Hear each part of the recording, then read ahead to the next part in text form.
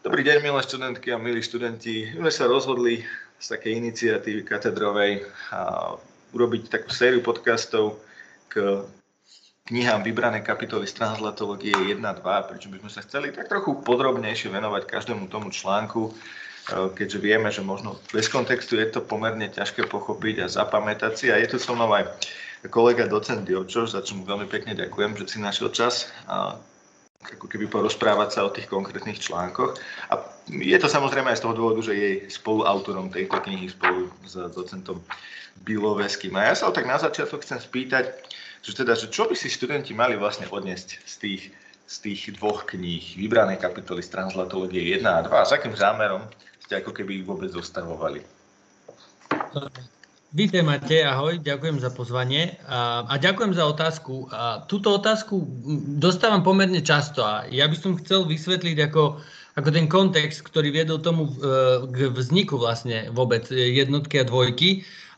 Ten kontext ide späť zhruba do roku 2009, to jasne vysvetlil a vychádza to z mojej vlastnej skúsenosti, že ja keď som ešte vtedy písal rigoróznu prácu, môjim školiteľom bol docent Vilikovský, tak vtedy som dostal ako keby od neho množstvo textov, ktoré si mám prečítať, lenže tie texty neboli v podstate u nás na Slovensku dostupné, hlavne tie zahraničné. A ja som napríklad naozaj veľmi ťažko zháňal niektoré veci, niektoré knihy, dokonca som si musel nechať poslať z Ameriky, pretože na Slovensku nikde neboli, cez medziknižničnú výpožičku a čakal som mesiac, kým mi prišla, myslím, kniha od Najdu, tuším, to bolo akurát Toward the Science of Translating.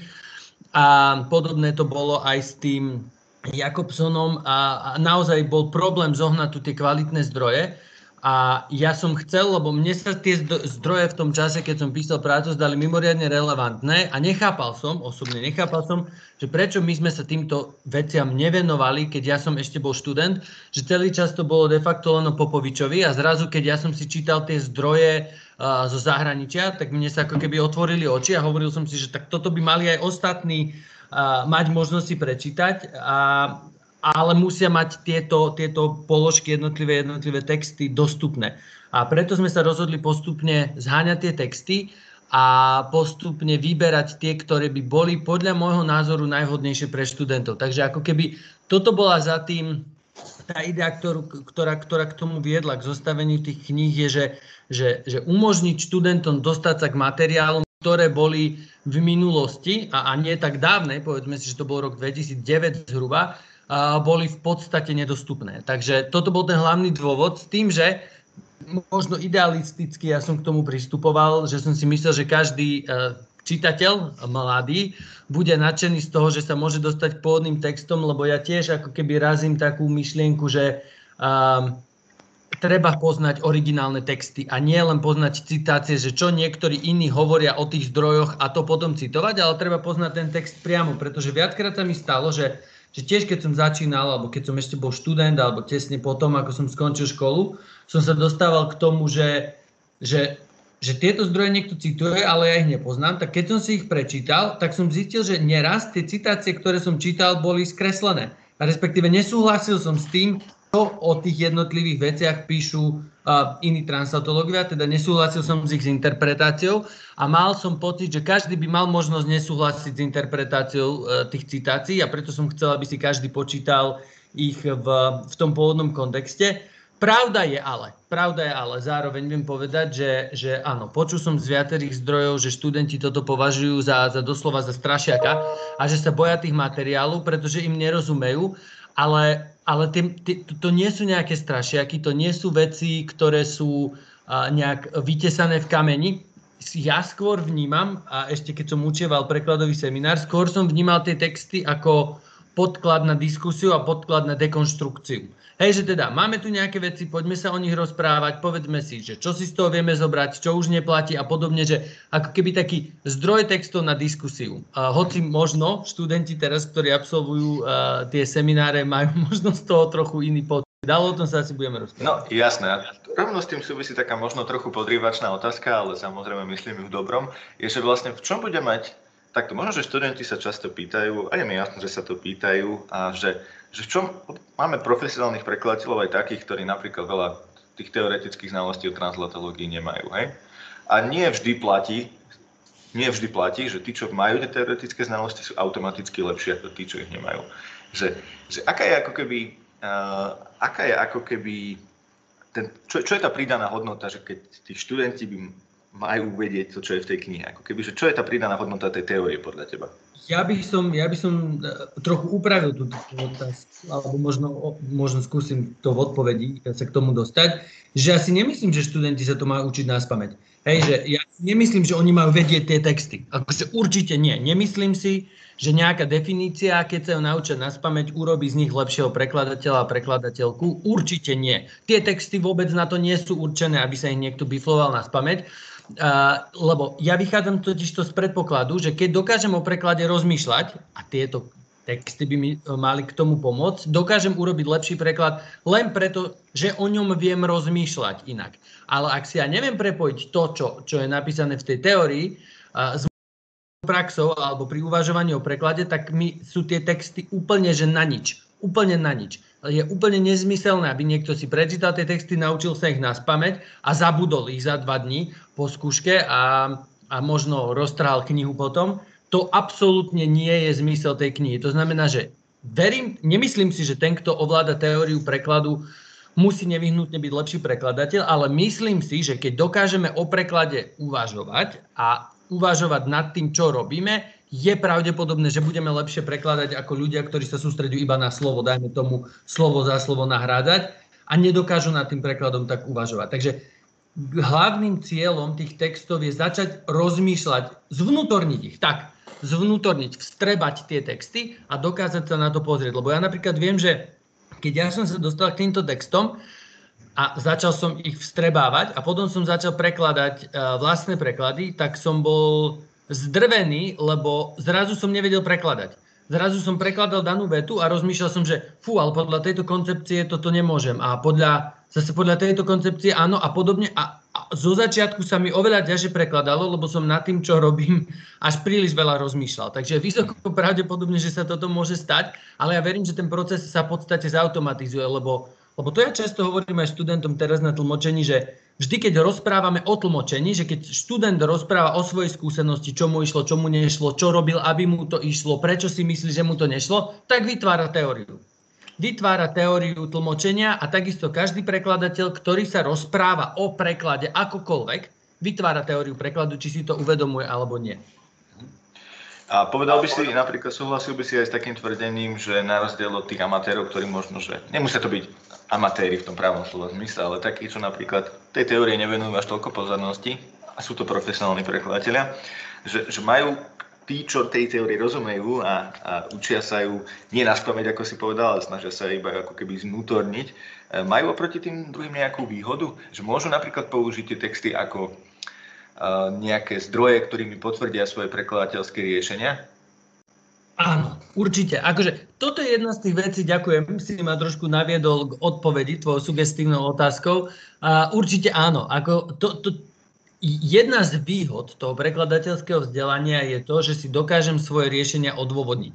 Že nehovorím, keď napríklad klient sa mi ozve a povie mi, že sa mu nepáči ten preklad alebo dané riešenie, a ja poviem, tak dal som to tam preto, lebo sa mi to tak zdalo, ale lebo sa mi to tak zdalo, nie je odpoveď. To znamená, ak viem jasne zargumentovať riešenie, tak si myslím, že mám výhodu na tom trhu. Zároveň, ale ja tým nechcem povedať, že očakávam od prekladateľa, že bude argumentovať pred klientom, že viete, ale na makroštilistickej rovine došlo k nasledujúcim posunom k lokalizácii, ale mikroštilistika zaznamenala výrazové oslabenie.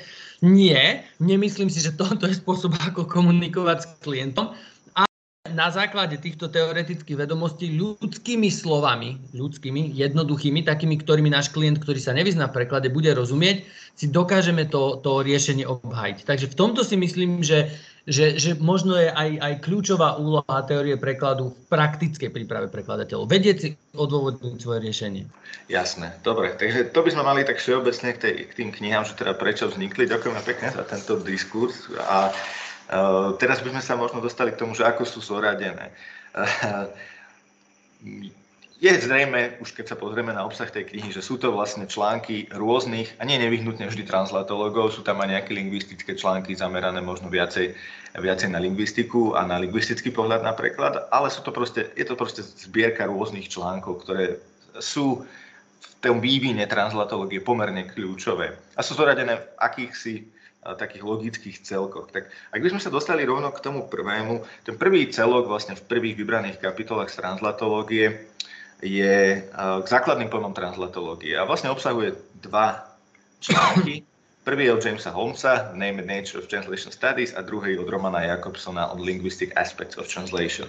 Tak prečo tieto dva texty práve k takému ako keby logickému celku základným pojmom translatológie? Když teraz, keď som to počul nahlas povedané, tak si myslím, že Linguistic Aspect by mali byť pred The Name and Nature of Translation Studies, keď sa na to pozrieme chronologicky aj logicky. Ale určite tam tieto dva, nenazval by som to, dobre, povedzme články, určite tieto dve kapitoly tam určite patria, pretože ja osobne ich považujem za najdôležitejšie pre študentov, ktorí s tým začínajú, aby pochopili, že vlastne jednak translatológia je mladá veda, inak k tomu pojmu translatológia, ktorý ja nemám rád, sa za chvíľu asi dostaneme, že je to mladá veda a po druhé, že prešla určitým vývojom. Tie texty v podstate, ako keď sa už dnes na ne pozrieme, v mnohom nie sú aktuálne, ale v mnohom sú. A práve toto je jedna z tých vecí, o ktorých treba diskutovať, lebo James Holmes prvý v 72. Mal tú odvahu, že povedať, že vlastne prekladateľstvo a tlmočníctvo je samostatná disciplína a treba ju tak brať. To znamená, že nie je iba súčasťou nejakej inej, lebo neviem, či viete, možno ste tu niektorí čítali, v 65. Ešte Catford povedal v svojej knihe Linguistic Theory of Translation, že preklad alebo prekladateľstvo je branch, vetva, subdisciplína komparatívnej lingvistiky. To znamená, ešte lingvisti to vtedy brali tak, že to nie je ako keby nejaká samostatná disciplína, ale je to len nejaký taký prílepok k iným disciplínám. Že k literárnej, lebo tak to systém s prekladom, tak sa trochu venujem aj tomu prekladu. Prípadne lingvisti porovnávali prípony z jedného jazyka do druhého jazyka, ako sa prekladajú a podobné veci, čo určite bolo dôležité na začiatku, ale odvtedy sme sa posunuli na míle ďaleko. A James Holmes bol práve tým, ktorý ako prvý na konferencii, myslím v Kodani, a tuším 29. augusta, oprav ma máte, ak sa mýlim, prezentoval takúto v podstate odvážnu myšlienku a ten článok, ktorý mimochodom nebol publikovaný v 72. On iba odznel, až oveľa neskôr bol publikovaný. Ja som mal to šťastie, že som komunikoval s profesorom Lambertom, ktorý bol na tej konferencii a ktorému sa ešte stále veľmi dobre darí. A on mi poslal úplne pôvodnú verziu toho článku kedysi, lebo sme mali o tom diskusiu. Takže ja som sa k tej úplne pôvodnej verzii dostal takto. A potom sa viackrát prežula, tá verzia bola publikovaná vo viacerých jazykoch a tak ďalej. Ale považujeme to u nás za taký zakladajúci kanonický text, ktorý ale tak treba vnímať, že vznikol v 72. a v súčasnosti je tá disciplína už tak rozvinutá, že mapa by sa nakresliť nedala de facto. Ale o tom sa možno budeme rozprávať neskôr. A ten článok Romana Jakobsona je dôležitý preto, lebo dodnes nájdete, napríklad keď budete hovoriť o najnovších trendoch v audiovizuálnom preklade, budete hovoriť, že to je intersemiotický preklad. Napríklad medzi dvomi znakovými systémami. Alebo vnútrojazykový preklad nie je nič iné, ako čo budete treba s Marianou Bachledovou robiť na hodinách odborného prekladu, keď budete mať nejaký zložitý text v angličtine a najprv si ho poviete jednoducho po anglicky a potom ho začnete prekladať. No tak to jednoducho po anglicky je ten intralingválny preklad a podobne. A ja napríklad som až neskôr docenil, a to nečakám asi, že študenti bez diskusie docenia, a preto si myslím, že ten pojem, že equivalence in difference. A to si myslím, že je jeden z najdôležitejších pojmov, okrem toho trojdelenia, jeden z najdôležitejších pojmov toho článku, to equivalence in difference, pretože nám umožňuje uvažovať o ekvivalencii tak možno, ako sa nám ani nesnívalo na základe tých ďalších vecí, ktoré si prečítame. Takže myslím si, že toto naozaj, napriek tomu, že existovalo množstvo zaujímavých článkov, myslím si, že toto je veľmi dôležité. aj preto, aby sme videli, ako sa postupne, hlavne v tom Jakobsonovi, dostávame od čistého jazyka aj trošku ku kultúre. Lebo predtým vlastne translatológia, čo Mária Timočková hovorila, vznikala na základe kódovania. Hej, druhá svetová vojna a how to crack a code. Hej. Takže hlavne v týchto na týchto lingvistických aspektoch bola založená, ale odvtedy sa posunula úplne ďaleko. To znamená, tieto texty treba vnímať ako históriu dôležitú, ale históriu. Dnes veci vyzerajú úplne inak. Jasné. A povedal si na začiatku takú peknú myšlienku, že teda sa tá translatológia osamostatnila od lingvistiky, ale možno, že to bude taká trochu ošemetná téma, ale prečo nie? Myslíš si, že naozaj ako všetci lingvisti majú tento pocit, že naozaj translatológia je samostatná vedná disciplína a napríklad aj u nás na Slovensku? Ani jeden lingvista nemá ten pocit. To je tiež taká zaujímavá vec, že to je skôr taký akože náš ego boost, že my máme disciplínu, hej, že ktorú síce od 72. aktívne o nej hovoríme, pribúdajú vysoké školy, pribúdajú konferencie, akože tá infraštruktúra akademická aj praktická je už veľmi dobrá, ale napriek tomu že je to samostatná veda, myslíme len my, akože prekladatelia a tlmočníci.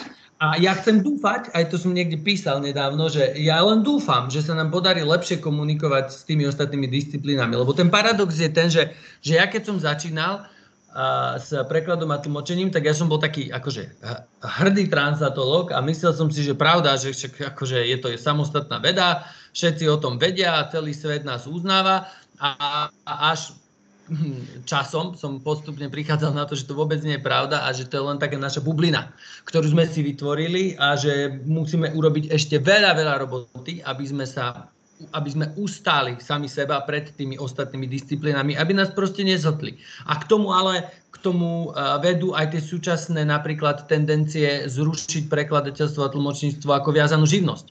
Hej, to je presne to, že každý, kto vie jazyk, môže prekladať, myslia si zákonodarcovia. A práve kvôli tomu sme napríklad podali pripomienku, alebo podali sme námietku k tomuto zákonu a čakáme, čo bude. Hej, tak zatiaľ ju nezrušili, ale už len a možno dúfam, že ju ani nezrušia, tú viazanú živnosť. Len ide o to, že toto je ako keby tá všeobecná predstava a nielen našich kolegov z akadémie alebo kolegov akademikov, ale aj všeobecnej verejnosti. Takže je to len to, že preto sa hovorí asi, že je to mladá disciplína, lebo čo je tých pár desiatok rokov v nejakom akademickom slova zmysle.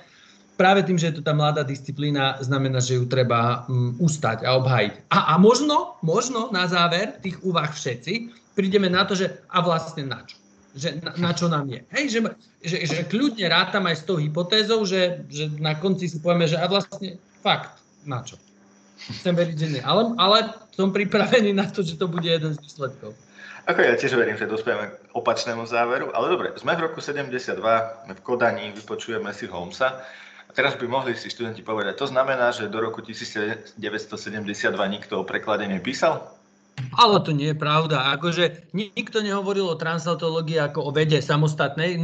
Každý to chápal ako, že niektorý viac, niektorý menej preklad ako dôležitú súčasť existencie ľudstva. Však ako ľudstvo v podstate postavené na preklade, na komunikácii, to znamená, že na preklade, ale k tým historickým veciam nechcem ísť podrobnejšie. Ale hovorilo sa o preklade, hovoril o tom Cicero, hovoril o tom Hieronymus svätý, máme Hieronymové dni, prekladal Bibliu a okolo neho sa veľmi veľa teórií, veľa myšlienok postavilo. Takže o preklade sa hovorilo veľmi intenzívne.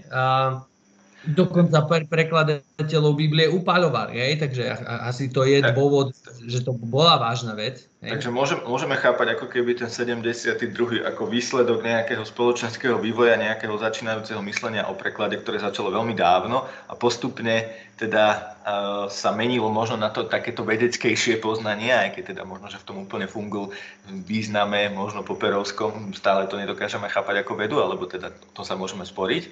A toto je taký ako keby výsledok, že celého toho vývoja, že keď už sa teda písalo o tom preklade, to myslenie existovalo o preklade, nie len v zahraničí, veď aj u nás sa dávno písalo o nejakém myslení o preklade. Takže teda toto je ten keby prvotný výsledok, ktorý teraz si musíme obhájiť, hej? Stále ešte. Áno. Toto je optimistickejší pohľad na vec, hej? Že ten pesimistickejší alebo cynickejší by bol, že ľudia, ktorí sa cítili frustrovaní o svojich disciplínach, sa rozhodli, že si založia vlastnú. Hej? To je taký cynickejší pohľad, ktorému ja nechcem veriť, ale je rovnako možné, že to bolo aj takto, lebo neviem, či viete, a treba to otvorene povedať, James Holmes bol zároveň zakladateľ Gay Studies. Hej, napríklad, on bol vynikajúci básnik a vynikajúci prekladateľ básne. O tom treba jedným dýchom hovoriť. Hej. Zároveň s tým, ako hovoríme, že zakladal translatológiu, treba povedať, že bol aktívny v gay komunite v Holandsku a urobil veľmi veľa aj v tomto smere. A o tom sa možno trošku menej hovorí a malo by sa asi viacej. Ale áno, dá sa to povedať, že je to ako keby vyvrcholenie nejakého nahromadeného vývoja za storočia predtým. A vieme mi nejako povedať, máme nejaké informácie o tom, si spomínal profesora Lamberta, že ako bola tá jeho prednáška prijatá vedeckou verejnosťou? No, teraz si úplne presne nespomeniem, čo mi vtedy povedal. Musel by som si pohľadať mail, možno si niekedy pohľadám tie maily, ktoré mi písal, lebo sme o tom intenzívne diskutovali. Ale bolo to prijaté akože z toho, čo si pamätám. Diskusia bola veľmi živá, ale bolo to prijaté dobre, pretože na tých konferenciách sa stretávali ľudia, ktorí chceli skúmať preklad. Áno. Ktorí sa venovali prekladu. Že nechodili tam ľudia, ktorí by neznášali preklad a prišli tam robiť zle. Väčšinou tam chodili ľudia, ktorí sa v tom preklade vyznali, ktorí sa mu chceli venovať a práve ako keby im to dalo druhý dých, že už mali disciplínu, ktorá tie úvahy zastreší. Lebo zoberte si, že na začiatku vývoja translatológie v tých 70. rokoch, akože dokonca v 90. vám stačilo prečítať si 30-40 kníh a boli ste translatológ. Dnes akože nemáte šancu. Dnes o tom toľko toho vzniká, tak je to už rozvetvené, že proste nemáte ani šancu to sledovať. Zoberme si, že dnes sa venujeme už tomu, že dáme tlmočníkov do magnetickej rezonancie, hej, do MR-ka ich dáme im nejaké úlohy a sledujeme, ktoré časti mozgu sa aktivizujú. Hej, a o tom je celá vetva napríklad. Potom máme napríklad komunitárne tlmočenie, etika, potom máme rôzne postkoloniálne štúdie. To je naozaj už tak rozsiahle, že sa to ťažko dá sledovať. Dokonca profesor Kronin teraz písal o ekológii prekladu, že koľko preklad prispieva na znečistení planéty a podobné veci, že to sú neuveriteľné veci, kam sa to rozbehlo a vtedy sa im ešte o tom ani nesnívalo. Takže asi urobili niečo dobré, že vytvorili disciplínu, v ktorej sa našli viacerí ľudia a začali sa na ňu pozerať z rôznych uhlov pohľadu. A práve preto je dôležitá aj ten stromček, ktorý tam nakreslil James Holmes, akože ten úplne prvý. Lebo môžeme sa pozrieť, že kde sme začínali a kde dneska sme. Dneska už by sa asi ani strom nedal nakresliť. Dnes by to bolo ako v Matrixe, obrazovka a čísla a bodky, hej, ktoré proste si musíte len pospájať, aby vám to začalo dávať zmysel. A toho množstvo v súčasnosti. A niekto by pesimisticky povedal, že možno nie stromček, ale možno smutná vrba. Kto vie? Každopádne. Vrba je dobrý príklad, pretože má veľmi veľa konárov a strašne veľa listov. Hej, že je veľmi hustá, takže akože, a stále sa nakláňa na to vodou a hrozí jej pád, takže toto je celkom dobrá metafora, tu by som si nechal mať na tom mieste. Hej. Kľudne. Tak dobre, poďme teda už samotnému tomu článku. Prečo potreboval, teda to sme si povedali, ale prečo zadefinoval ten názov ako Translation Studies a prečo u nás používame ten názov translatológia? Toto vyslovene vychádza, toto je dobrá otázka, toto vyslovene vychádza z tradícií. To znamená, že tá nemecká a možno potom tá východná vetva vedecká chcela byť exaktnejšia, zatiaľ čo tá západná vetva, napríklad americká, anglická, alebo teda anglofóna vo všeobecnosti, zapojila prekladateľstvo do tej ich klasickej schémy studies, akože literary studies, translation studies, lebo v podstate to nemôžete považovať ako hard science a za tvrdú vedu. Ale napríklad na druhej strane profesorka Nordová, ktorá patrila tej prvej generácii teórie Skoposu, nezakladala ju, ale spopularizovala neskôr, myslím, že Katarína Rajsová bola jej učiteľka dokonca, tak hovorila, že oni vlastne vymysleli Skopos, že to je nič iné medzi nami ako theory of purpose, teda cieľ, teória cieľa. Hej, že cieľ je najdôležitejší. Ale keďže sa báli, že ich neuzná akademická obec v Nemecku, keď sa budú volať keď sa budú volať teória cieľa, že čo to je, prosím vás, za vedu, tak si vymysleli také zložité grécke slovo, si zobrali, že skopos a nazvali to Skopos theory. Ale to by som chcel povedať, že to zároveň počiarkuje to akože snahu o nejaký scientizmus v Nemecku a potom vo východnom bloku, zatiaľ čo táto snaha na západe až taká v prekladateľstve a tlmočníctve nebola. Napríklad Francúzi to majú tiež translatológii, hej, dokonca Nemci to používajú Übersetzungswissenschaft, ak sa nemýlim, teda veda doslova o preklade. Takže ako keby chcú dať tomu viacej taký akademický punc ešte.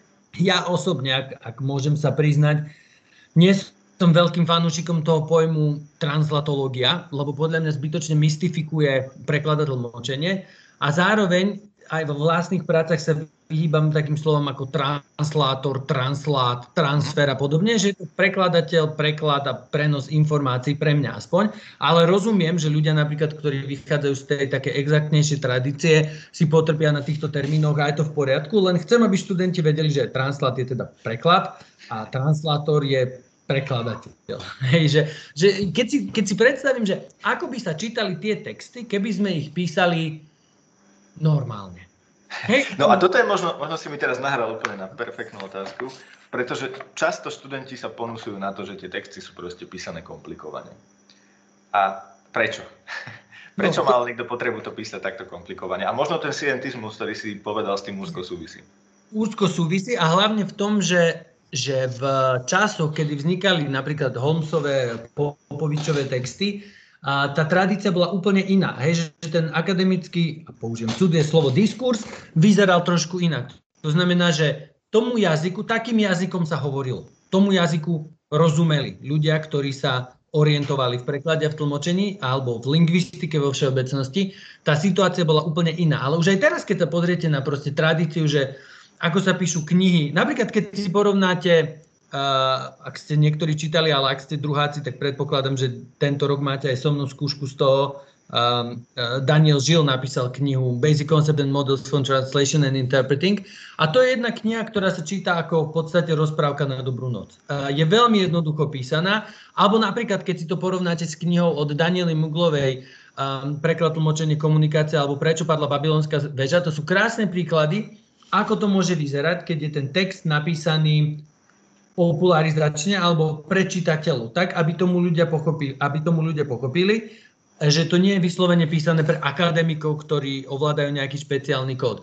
Otázka je, že čo ste vy, študenti teraz prekladateľstva, že či vy ste praktici, alebo s vami máme uvažovať aj ako ak raz chcete byť akademici, mal by vám ten diskurs alebo tá terminológia jazyková byť blízka. Mali by ste sa s ňou zoznámiť, ale ak chcete iba byť dobrí prekladatelia a tlmočníci, tak tá terminológia nie je až taká dôležitá, skôr možno ten obsah. Takže písalo sa to preto, lebo toto bol spôsob akademickej komunikácie v tom čase.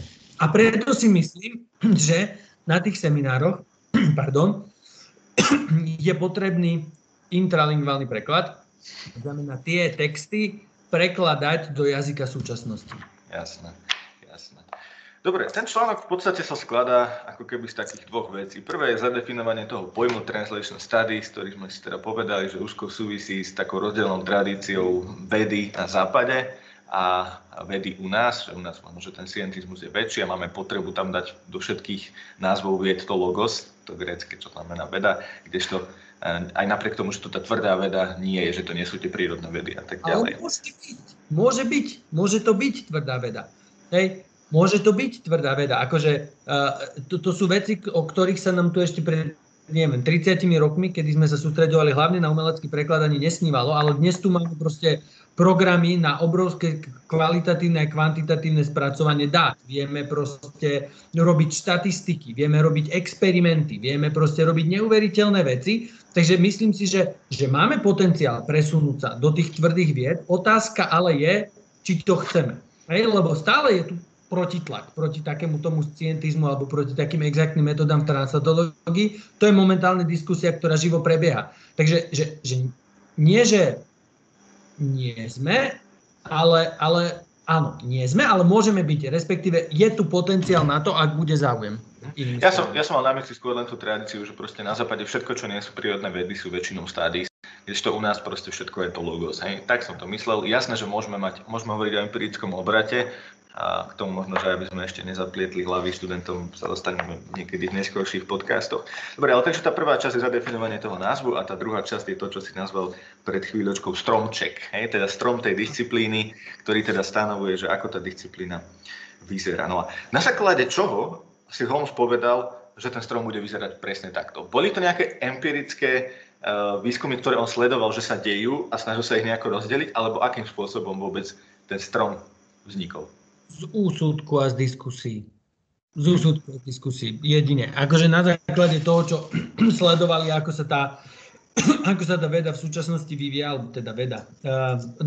Veda. Disciplína, ako sa vyvíja v tom danom čase, tak na základe z toho týmto prišli. Ale to chcem povedať, že je tam v rámci tejto archeológie trošku problém, pretože my vieme, že Popovič a Holmes úzko spolupracovali. To znamená, že to treba podotknúť, že Popovič je jedným z zakladateľov alebo spoluzakladateľov deskriptívnej transatológie. Hej, že to tomu nikto nevezme, to Nitre nikto nevezme na Slovensku, že práve tu sa rodila tá veda na Slovensku.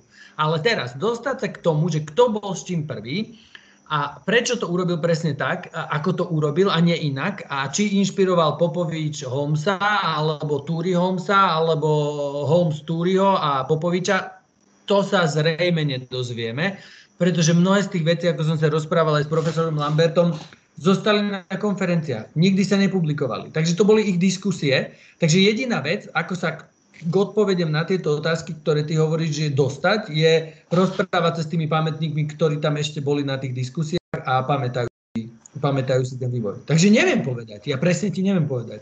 Ale, no. Je to dôležité vlastne vedieť, že kto s tým prišiel ako prvý? Ja som si myslel pred pár rokmi, že áno. Hej, ja som si myslel pred pár rokmi, že áno a veľa som na tom robil. Som si dokonca dával zohnať z Oxfordskej knižnice, lebo jedine v Oxforde som našiel článok z Indian Journal of Applied Linguistics, kde som chcel vidieť, že túto prvýkrát Holmes publikoval a som si to zobral a potom som čítal poznámky Popovič, aké tam mal za textom, tie, čo nikto nečíta, hej, tie úplne malým a snažil som sa to identifikovať a potom som si povedal aj pri rozhovore s profesorom Pimom raz, že na čo? Na čo? Že dobre, že zistíme teda, že my sme boli prví. No a čo? Že dobre, možno, že to je nejaká historical justice, hej, ale v všeobecnosti neviem, či to má zmysel. Dlho som sa tomu venoval, som v dôsledku prišiel na to, že neviem, či to má zmysel. Že čo je výsledok toho, aj keď zistíme, akože veľa sme veci urobili. Napríklad aj však v Nitre bola konferencia Sam Holmes and Popovič in all of us, kde boli tí pamätníci, kde bola veľmi intenzívna diskusia práve o tomto, že kto prvý, kto skôr, kto koho ovplyvnil a podobne.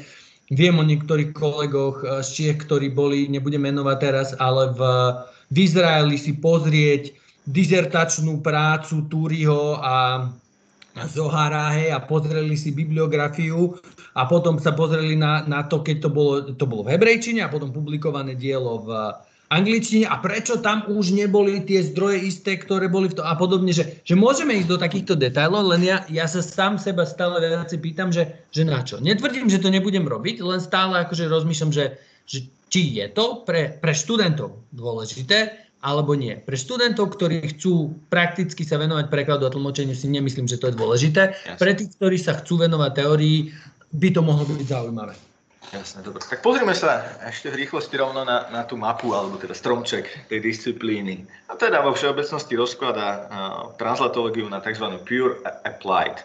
A to je akože celkom zrozumiteľné. Myslím si, že s tým nikto nebude mať nejaký spôsobom problém. Je to ako keby to pure je v podstate len synonymum teoretická, ale on potom to pure ešte rozlišuje na theoretical a descriptive. A tu možno na mieste je otázka, že podľa mňa, keď sa bežný študent na toto povie, tak si povie, že prečo tam nie je vlastne tá klasická binárna opozícia, že deskriptívna a preskriptívna veda, ale je tam, že deskriptívna a teoretická.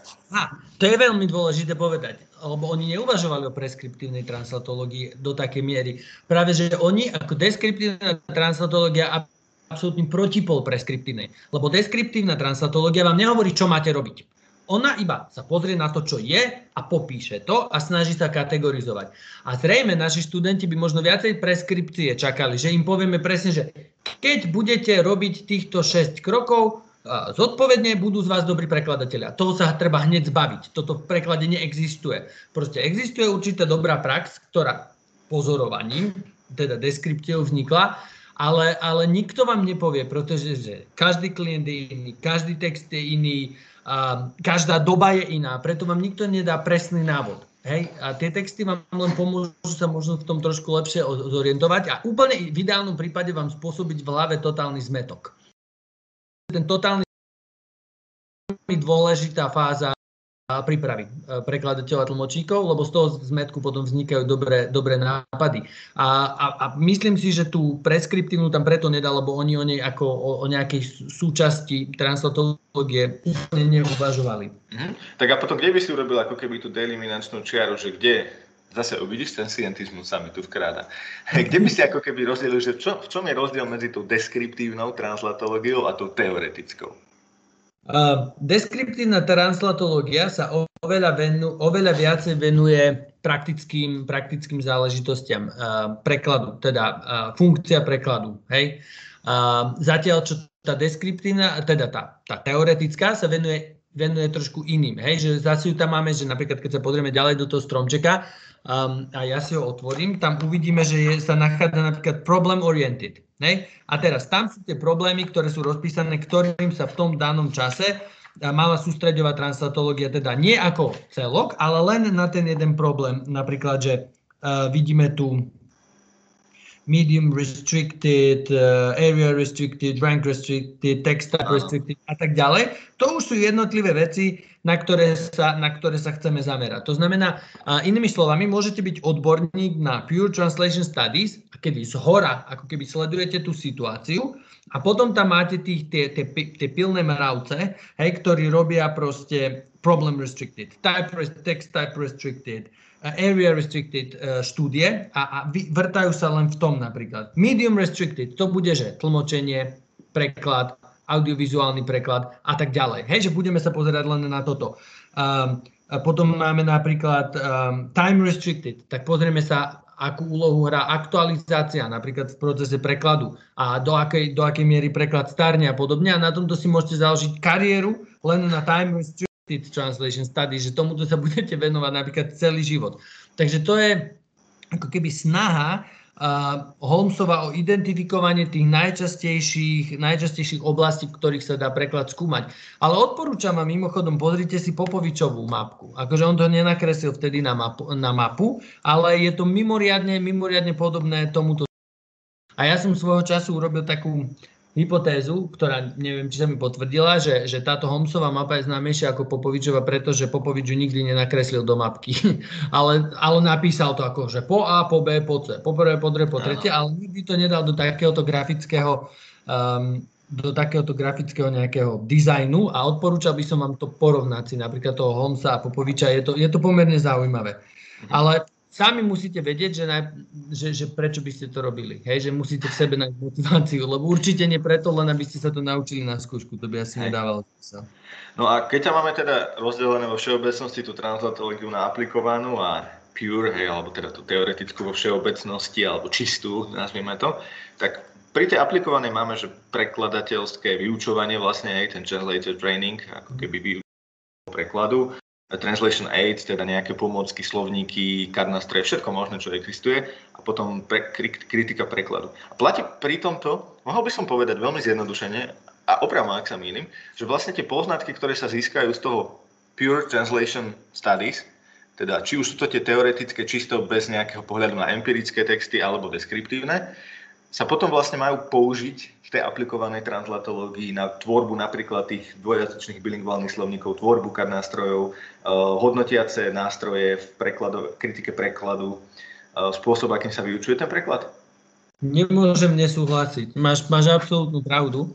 A myslím si, že práve preto hovorím, že tie veci nie sú vytesané do kameňa, že takúto interpretáciu, ako si práve predviedol, si priam pýtajú. A to je práve to, že o tom sa treba rozprávať. No, ale vieš, prečo sa tu pýtam? Že deje sa toto podľa teba reálne? Že používajú sa to, čo zisťujeme v translatológii, rôznymi výskumami v rôznych oblastiach. Aplikuje sa to reálne? Ja som začal robiť na škole v roku 2006 v septembri a odvtedy bolo mojou snahou robiť toto. Neviem, či sa mi to darí, keď sa pýtaš túto otázku a možno sa to nedarí vo všeobecnosti, ale kolegovia, ktorých ja poznám a s ktorými pracujem, tak to uvažujú presne, že na čo budem, hlavne keď robím na vysokej škole, na čo budem teoretizovať alebo robiť výskumy, ak tie výskumy neviem potom pretaviť do didaktiky, ak to neviem podať mojim študentom, že toto sú tie nové trendy. Hej, že ak neviem, akože vymyslíme nejaké, alebo výskumníci vymyslia nejaký nový nástroj na machine translation napríklad, tak sa mi zdá akože veľmi férové o tom hneď povedať študentom a začať to testovať v rámci tých translation aids. Translation criticism, pravda, máme tu, pozrite sa, time restrict, sa, ako čas vplyva na preklad a zapracujeme to do kritiky prekladu. Ja si myslím, že áno, že toto je ako keby disciplína, ktorá sa navzájom tie jej konáre prelínajú. Ale to je to, čo píše Anthony Pym, že proste nezaseknite sa v jednej paradigme. Akože teória prekladu v tom, že budete prebiehať z jednej strany na druhú, budete hľadať súvislosti. Takže k tomuto vás vyzýva translatológia, aby ste hľadali súvislosti a aby ste nenechali kameň na kameni, aby ste kládli otázky. Takže ja si myslím, že máš pravdu s tou interpretáciou, a s tou druhou časťou si myslím, že bol by som rád, keby si nemal pravdu. Myslím si, že sa to aspoň časti deje. Ak by som povedal, že sa to nedieje, tak by som asi úplne, že poprel 14 rokov vlastnej existencie. Zase nechoďme až do také dekonštrukcie. Nie každá dekonštrukcia musí byť zákonite podnetná. Ešte by som povedal iba, že tam, ako si to presne povedal, že nedržme sa iba jednej paradigmy, že treba možno upozorniť, že keď sa rozhodnem skúmať nejaké partial problems, nejaké parciálne problémy translatológie, ako napríklad ten čas, tak to neznamená, že sa nevenujem aj tým ostatným kolonkám, ktoré tam sú. Lebo keď skúmam čas, musím sa pozrieť aj napríklad na žáner, hej, ten text type. Že čo to je? Že oni sa navzájom trochu prelínajú. Nedá sa to úplne ako keby vyňať z toho jednotlivé kategórie. No a keď to bol Andrew Chesterman, tak, a toto bude jedna z posledných otázok už naozaj. Je to dlhšie, ako som predpokladal, ale myslím si, že celkom zaujímavé, teda verím. Pýtal si sa o takú otázku, že vlastne aký je jeho celkový cieľ, keď vlastne pracuje na tom, na čom pracuje. On je pomerne známy translatológ na západe. A on povedal, že teda jeho cieľ, asi ako cieľ všetkých, je nejaká General Translation Theory. Hej? Pamätáš si to? A čo by vlastne to General Translation Theory mala obsahovať? Akože je naozaj komplexný... Počkaj, toto chceš dať ako poslednú otázku, hej? Poslednú otázku mám ešte pripravenú. Máš čas? Toto je otázka na konferenciu, ale dobre, OK. Že či existuje General Translation Theory? Čo by to malo byť? Čo by to malo byť, tá General Translation Theory? Lebo je tam ako keby jedna aj tá vetva, že general versus partial. Čo by vlastne malo byť tá General Translation Theory? Malo by to byť nejaká komplexná teória, ktorá že naozaj ponúka odpovede na všetky typy textov, ktoré sa prekladajú? Je také vôbec niečo možné? O tom hovorím, že nie je to možné. A ja si myslím, že tá General Translation Theory by mala vytvoriť dostatok možno výraziva alebo dostatok priestoru na to, aby sme vedeli uvažovať aj o nových javoch a nových prvkoch, aby sme ich vedeli pomenovať, aby sme sa vedeli k ním nejakým spôsobom postaviť. Problém každej General Translation Theory je, alebo každej snahy o všeobecnú teóriu je to, že strašne rýchlo starne. Pretože sa vyvíja spoločnosť, lebo napríklad možno teóriu všetkého vo fyzike, možno čo je obrovskou chimérou, oveľa zaujímavejšou ako táto naša, A možno sa ju podarí nakoniec rozlúsknuť a budeme vedieť odpovede fyzikálne, presné, exaktné, čo sa deje. Lenže v spoločnosti to máme problém. Akože ja si nemyslím, že sa dá.